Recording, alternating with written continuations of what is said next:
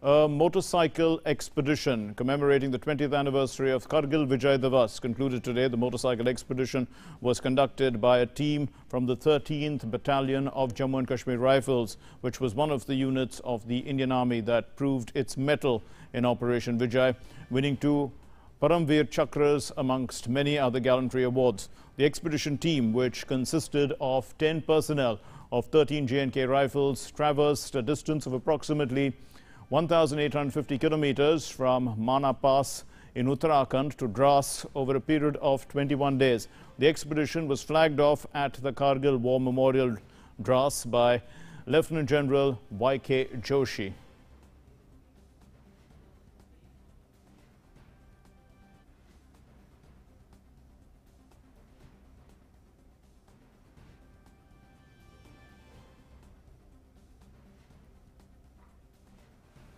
President Ramnath Kovind will visit the War Memorial in Dras tomorrow to pay tribute to the soldiers who made their supreme sacrifice during the 1999 Kargil War.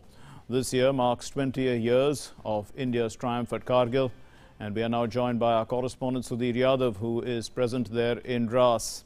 Well, Sudhir, tomorrow is an important day, 20 years since the Vijay Diwas, the first Vijay Diwas. So, give us an idea of what the program is.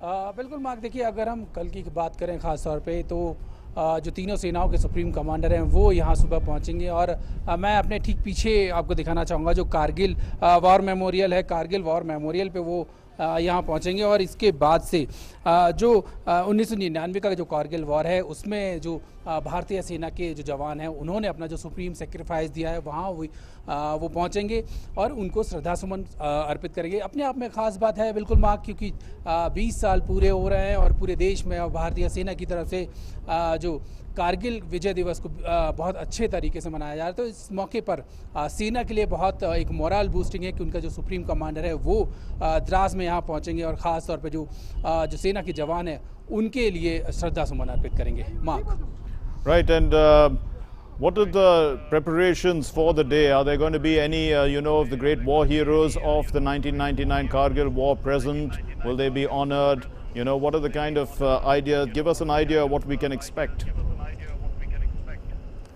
बिल्कुल, देखिए mark, अगर मैं यहाँ की बात करूँ, द्रास की बात करूँ तो जो कारगिल के वॉर हीरोज़ हैं वो तो यहाँ मौजूद रहेंगे ही, लेकिन जिन लोगों ने अपना सुप्रीम सेक्रीफाइस दिया कारगिल वॉर में उनकी फैमिलीज़ यहाँ रहेंगी और उस वक्त के जो सेना प्रमुख हैं VP Malik, general VP Malik, वो यहाँ रहेंगे। ख़ास तौर पे जो सभी लोग हैं वो यहाँ उपस्थित रहेंगे और ख़ास बात ये है क्योंकि राष्ट्रपति रामनाथ कोविंद यहाँ रहेंगे तो ये उनके लिए बड़ा मोरल बूस्टिंग रहेगा। उनके लिए एक बहुत गर्व की बात रहेगी कि जो सेना के तीनों सेनाओं के जो सुप्रीम कमांडर है वो यहाँ पहुँच रहे हैं। मैं आपको एक आइडिया मार्क ज़रूर देना चाहूँगा।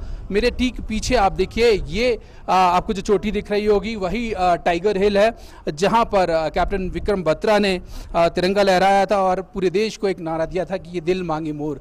तो जाहिर तौर पर जो कारगिल वॉर की पूरे देश में एक जिस तरीके से पूरा देश जिसको एक प्राइड के तौर पर लेता है, बिल्कुल जो हमारी यंग पीढ़ी है उसको जिस तरीके से देखती है कि जिस तरीके से हमने अपनी शान को बरकरार रखा और जिस तरीके से पाकिस्तान की तरफ से चीज़ें जो की गई लगातार, जिस तरीके से हमारी पीठ में वार किया गया और फिर हमने शौर्य का परिचय देते हुए उस अपना जो इलाका था, अपना जो टाइगर हिल था उसको वापस लिया। द्रास खास तौर पर इस मायने में ख़ास है कि ये जो एरिया है यहाँ लड़ाई लड़ी गई थी और ख़ास बात यह कि NH1 को लेकर पाकिस्तान की तरफ से पूरी कोशिश की गई थी कि NH1 पर कब्जा कर लिया जाए, जिससे भारतीय सेना की जो रसद है उसको काट दिया जाए। और ख़ास बात ये भी पाकिस्तान ने कोशिश की थी कि सितंबर 99 तक अगर वो कारगिल की जो टाइगर हिल है और इस वाली रेंज को अगर अपने कब्ज़े में रख पाता है तो वो इसको आगे बरकरार रखने में कामयाब हो पाएगा। लेकिन भारतीय सेना के जो शूरवीर है उन्होंने पाकिस्तान की जो कोशिश है उसको बिल्कुल पूरी तरह से बिल्कुल नाकामयाब कर दिया और शौर्य का परिचय देते हुए 26 जुलाई को टाइगर हिल पर भारतीय तिरंगा लहरा दिया। Mark. Thanks very much, Sudhir. Wonderful visuals also. Thank you for sharing them with us.